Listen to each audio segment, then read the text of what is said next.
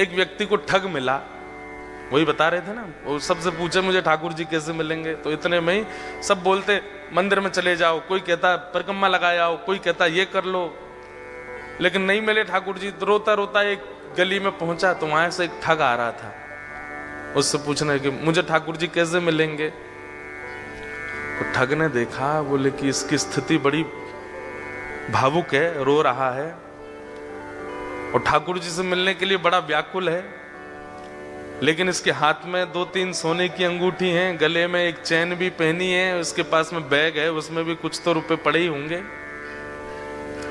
चलो इसको मिलवाते हैं ठाकुर जी से। बोले मेरे साथ चलो, मेरे पीछे पीछे चलो। और जैसे बोला पीछे, वो तो इतना उत्साहित हो गया, चलो चलो मिलवाओ ठाकुर जी से। जमुना जी ले गए। जमुना जी जाकर के बोले अब सारे वस्त्र उतार दो, अपने झोला रख दो नीचे। वस्त्र उतार दिए तुरंत। बोले कैसे मिलेंगे ठाकुर जी? बोले जितना पहना है सोना चांदी सब उतार दो। सब उतार दिया। बोले बस एक वस्त्र में रहो, जाओ कंठ भर जमुना जी में खड़े हो जाओ। तुरंत चला गया। अब उसको ठंडी कहां लगती है, उसको गर्मी। जिसको ठाकुर जी से मिलने की इच्छा हो उसको फिर बाह्य व्यवहार, फिर जिसको प्रेम हो गया हो ना, उसको ना भूख लगती है, ना प्यास लगती है, ना नींद लगती है, ना ठंड लगती है, ना गर्मी लगती है, कुछ नहीं लगता। प्रेम अद्भुत वस्तु है। हम आप सब लोगों को जो होता है वो आकर्षण है। हम आप सब लोगों को जो होता है वो संसारी केवल और केवल मोह है। बहुत 0.1% किसी जीव को प्रेम होता है। हमारा आपका प्रेम स्वच्छ नहीं है, लेकिन जिसको प्रेम हो जाता बाधित नहीं करती। अपने प्रियतम को अगर देखना है तो कितनी भी ठंड पड़ रही हो वो ठंड में जग जाएगा। अपने प्रियतम के लिए भूखा रहना है तो रह लेगा। चला गया, यमुना जी में खड़ा हो गया कंठ भर जल में और बोले नेत्र बंद कर लो। और नेत्र बंद करके श्री राधा पुकारते रहो। जब तक मैं कहूं नहीं तब तक आंख मत खोलना। जैसे ठाकुर जी सामने आएंगे मैं बोलूंगा कि आंख खोलो, तभी खोलना। तुरंत आंख बंद करके खड़ा हो गया। ठंड पड़ रही थी, कंठ भर जमुना जल में खड़ा है। श्री राधा श्री राधा श्री राधा श्री राधा। ठग ने सारे कपड़े उठाए, झोला उठाया, अंगूठी अंगूठी सब उसकी ली, भाग गया। वो बेचारा खड़ा है जमुना जी में। इतने में ही नुकुंज में विराजमान श्री किशोरी जी ठाकुर जी के पास गई। बोले श्याम सुंदर देखो तो एक वैष्णव कितनी ठंड में जमुना जल में खड़ा होकर के मुझे पुकार रहा है। ठाकुर जी बोले तो क्या इसको दर्शन देना है? ठाकुर जी बोले इसने कोई ऐसा पुण्य तो किया नहीं है, ऐसे कोई इसके भजन साधन तो है नहीं इसको दर्शन। बोले कि आप वो करिए जो हम कह रही हैं, बस इसको दर्शन दे के आओ। देखो कितना बेचारा परेशान हो रहा है। ठाकुर जी बोले ठीक है जाता हूं। इतने में ठाकुर जी प्रकट हो गए और त्रिभंग ललित स्वरूप धारण करके जैसे ठाकुर जी प्रकट हुए वंशी नाद करने लगे। वेणु की ध्वनि जैसी उसके कानों में पड़ी तो वो जोर से बोला श्री राधा श्री। अरे भैया ये वंशी कौन बजा रहा है? श्री राधा श्री राधा श्री राधा। ये चंदन की सुगंधी कहां से आ रही है? श्री राधा श्री राधा। ये अद्भुत तेज जैसा मेरे मुंह पे क्यों पड़ रहा है? अरे भैया ये कौन है सामने? ठाकुर जी बोले जिसको तुम ध्यान कर रहे हो, जिससे तुम मिलना चाहते हो। अरे सब जगह जा के कहते हो श्याम सुंदर से मिला दो, हम तुम्हारे सामने खड़े, चलो नेत्र खोलो। वो बोला आपके बगल में मेरे गुरु जी खड़े, उनसे बुलवाओ, वो अगर बोलेंगे नेत्र खोलो तो ही खोलूंगा।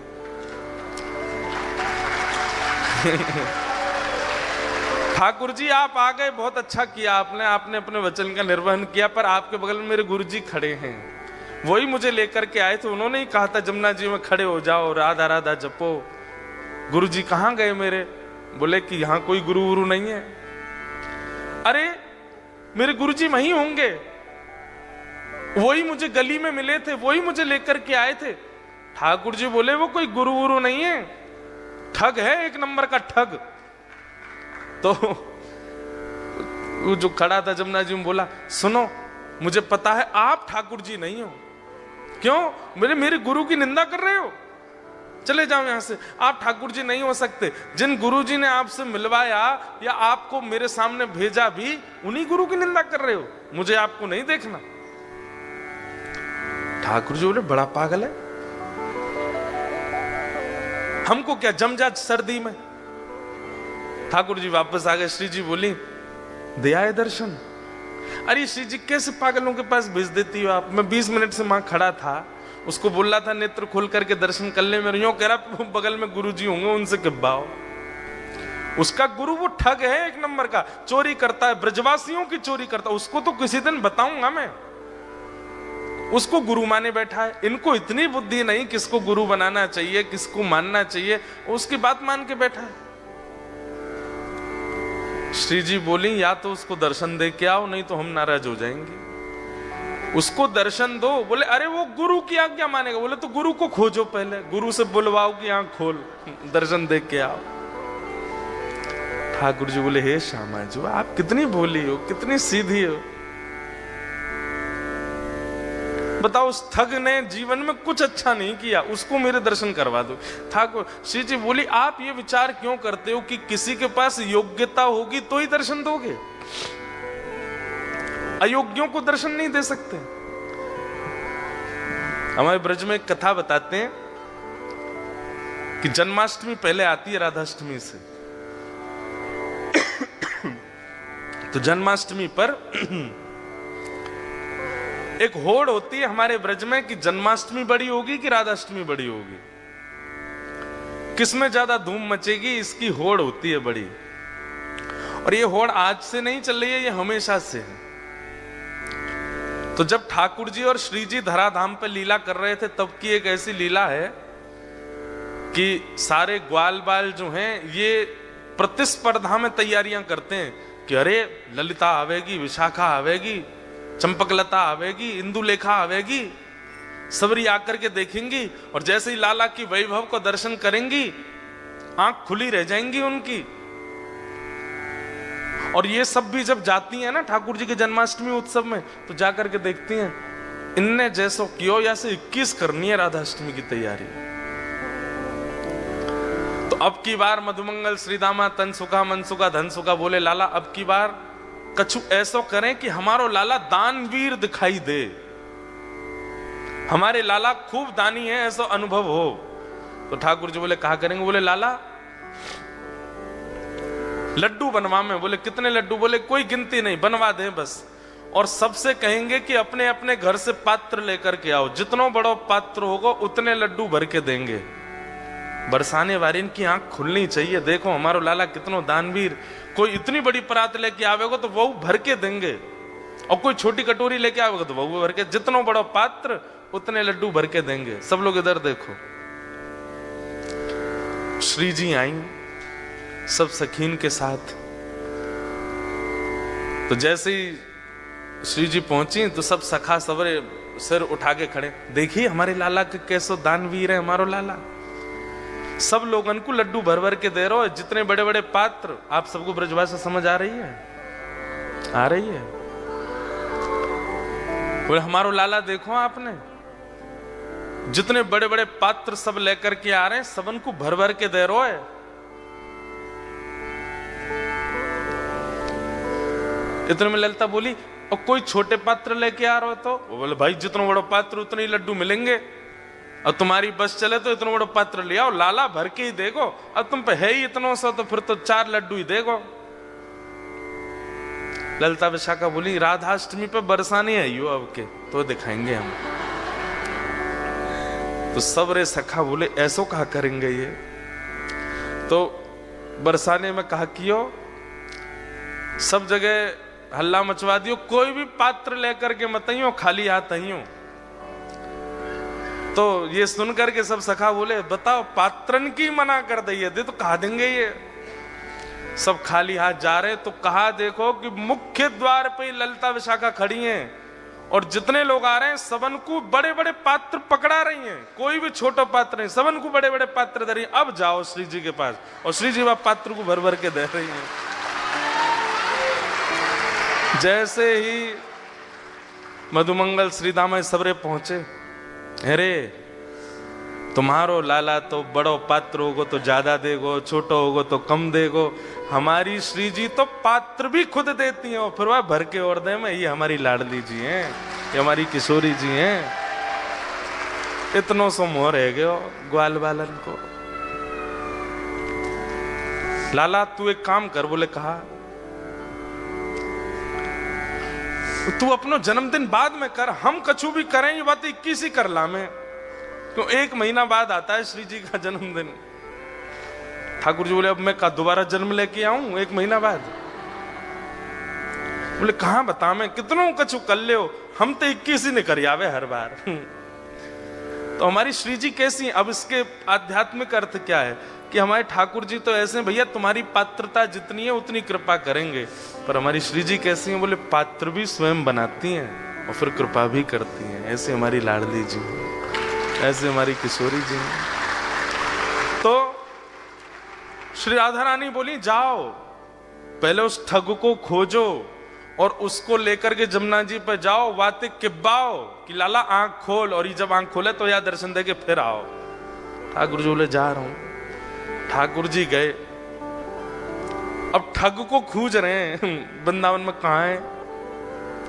इतने में वो कहीं मिल गया, तो ठाकुर जी जैसे ही पहुंचे आंख पे हाथ, अरे भैया इतनी जोर से रोशनी आ रही है, कौन आयो? इतने में श्री राधा रमन लाल प्रकट हो गए उसके सामने। ठग बोलो आप? बोले मैं नंदन नंदन ब्रजोर चंदन। अरे आप मुझको प्रत्यक्ष दर्शन दे रहे, मैं छू के देख लूं? बोले तेरी पात्रता तो ना, लेकिन छू ले। तो छू के देखे, चरण पकड़े, अरे वाह जय हो, बलैया लेवे ठाकुर जी की खूब रोवे। बोले जय जय एक बात कहूं? बोले कहा, आज तक मैं यूं ही सोचो करता हूं कि मैंने जीवन में इतने गलत काम किए हैं, इतने गलत काम किए हैं, इतने गलत काम किए कि कभी गंगा जमुना भी मुंह को स्वीकार नहीं करेंगी, लेकिन आज मेरे मन में आई कि मैंने अच्छे काम तो किए जो आप मुंह को मिल रहे हो। ठाकुर जी बोले दारी के तेने कछु अच्छो कियो ना है, वो तो श्री जी की तो पे कृपा है गई है। बोले जय जय कैसे कष्ट दे रहे हो बताओ? बोले चल मेरे संग, वो एक खड़ो करके आयो तू जमुना जी में, वो कंठ पर गंगा जल जमुना जी में खड़ो मेरे दर्शन को, बातें जाके बोल कि आंख खोल के दर्शन कर, ये किब्बा भी आया हूं तो ते। अच्छा जय जय वहां जानो है क्या जमुना जी? बोले हाँ। बोले एक काम कर दो। बोले कहा मेरी पत्नी सोरी बहू को दर्शन दे दो। ठाकुर जी बोले तू चल रहा हो कि नहीं चल रहा? बोले जय जय देख लो, बहू का दर्शन नहीं दोगे तो मैं नहीं जाऊंगा। अब ठाकुर जी को लगे बाय दर्शन नहीं दिए तो श्री जी वहां उल्टो डांटेंगी, सब पूरे परिवार को झड़ा दर्शन करा दिए वाने ठाकुर जी के, और अंत में सबरे अपनी बात मनवा के काम मनवा करके तब बोलो अब चलो। ठाकुर जी बोले जल्दी चल। बोले तू एक बार वाकई आंख खुलो अब तो फिर मैं बताऊंगा। जैसे ही पहुंचे ठिठर रहा है, मुख नीला पड़ गया ठंड के कारण, लेकिन आंख नहीं खोली उसने। ठाकुर जी बोले ए देख तेरे सामने फिरते आ गया हूं मैं। बोले आप आ गए, लेकिन पहले मेरे गुरु जी से किब्बाओ कि आंख खोलो। बोले चल इसको बोल, आंख खोलने के लिए बोल। अरे भैया तेरे सामने साक्षात जगत नियंता जगदाधार साक्षात ठाकुर जी खड़े हैं, तू जल्दी नेत्र खोल के दर्शन कर ले। जैसे ही उसने नेत्र खोले, श्याम सुंदर खड़े हैं, मधुर वेणु बजा रहे हैं, त्रिभंग लली हैं, मोर मुकुट पहना है, सुबह से श्रृंगार करके डोल रहे ठाकुर जी मेरे दर्शन करेगो। उसने कही जय जय मैं आपको प्रणाम कर लूं। बोले जल्दी आप प्रणाम करो। बोले गुरु जी से किब्बाओ पहले। बोले इसको बोल मुझे प्रणाम करे। बोले आओ भैया प्रणाम करो। बाहर आकर के उसने प्रणाम किए, फिर गुरुदेव को प्रणाम। ठाकुर जी उस पर इतने रिझ गए, बोले ये गुरु नहीं है, ये महाठग है, ये महाचोर है, लेकिन इसने ये बोल दिया था कि मैं ठाकुर जी से मिलवाऊंगा, तो तेरे में इतना विश्वास आ गया कि इसकी बात को तू पत्थर की लकीर मान के चल रहा है। मैं तो बहुत प्रसन्न हूं। और ठाकुर जी ने उसको हृदय से लगाया तो दूर खड़ा ठग रो रहा था। बोले जय जय आप इसको इतना प्रेम क्यों करो? बोले है ही इतना प्रिय। बोले बनाया तो मैंने ना, प्रेमी तो मैंने बनाया, मुझे भी हृदय से लगा लो। ठाकुर जी तू भी आ, और पकड़ करके दोनों को हृदय से लगाया और दोनों को निकुंज लीला में लेकर के गए, और वहां श्री जी ने फिर कृपा करी। भगवत दर्शन भैया सूरदास जी के इस पद को आप अन्यथा मत लिया कीजिए। सूरदास जी स्पष्ट कहते हैं इस कलिकाल में और कोई साधन ही नहीं है, साधन और नाहिया कली में जासो होत निवेरो, भरोसो दृढ़ चरणन केरो। गुरु आज्ञा, भले ही दीक्षा नहीं भी हुई हो आपकी, जिसकी आप कथा सुनते हैं, जिसके आप वचन सुनते हैं, जिसकी आप वाणी सुनते हैं, उनको आप मन से गुरु मान लीजिए और बस उनकी कही गई बात को पालन कर लीजिए। अगर कभी आप कोई रील देख रहे हैं और अचानक से हमारे वृंदावन के पूज्य हमारे प्रेमानंद जी महाराज की आती हैं, कभी किसी महापुरुष की आती है, कभी किसी संत की आती है, आपके सामने वो रील आ गई या वीडियो आ गई और आप 2 मिनट सुनने लगे और उसमें उन्होंने सीधा पहला वर्ड ही यही कहा कि भाई सवेरे 5 बजे उठना चाहिए, बस उसको मान लीजिए। वही चाबी है। आप सत्य बता रहे हैं, इतने सामान्य सी बात भी आप एक आचार्य की मान लेते हैं ना, उसी से ही भगवत भाव प्रकट होने लग जाते हैं चित्त में। देखो इसके पीछे कॉन्सेप्ट क्या है कि अभी आप अपने स्वयं के स्वामी बने हुए हैं, इसलिए आपकी जिम्मेवारी आपके ही हाथ में है। गलत करोगे तो भी आपको भोगना पड़ेगा, अच्छा करोगे तो भी आपको ही मिलेगा, सब कुछ आप अपने स्वामी बने हुए हो। लेकिन जैसे ही आप किसी के आसरतु होते हैं, जैसे ही आप किसी का आश्रय ग्रहण करते हैं, उसकी बात को मानना प्रारंभ कर देते हैं और वो व्यक्ति वैष्णव है, ठाकुर जी का भक्त है, तो फिर ठाकुर जी को चिंता होती है कि अरे बताओ, ये इतनी दूर ऑस्ट्रेलिया में रहता है, इतनी व्यस्त क्रम में रहता है और फिर ये मेरे एक वैष्णव की बातें मान रहा है। अगर इसका कल्याण नहीं हुआ तो इस वैष्णव और मेरी इस पर कृपा और मेरा ये आश्रय है, इस पर अविश्वास हो जाएगा, इसलिए इसकी बातें पूरी करनी चाहिए।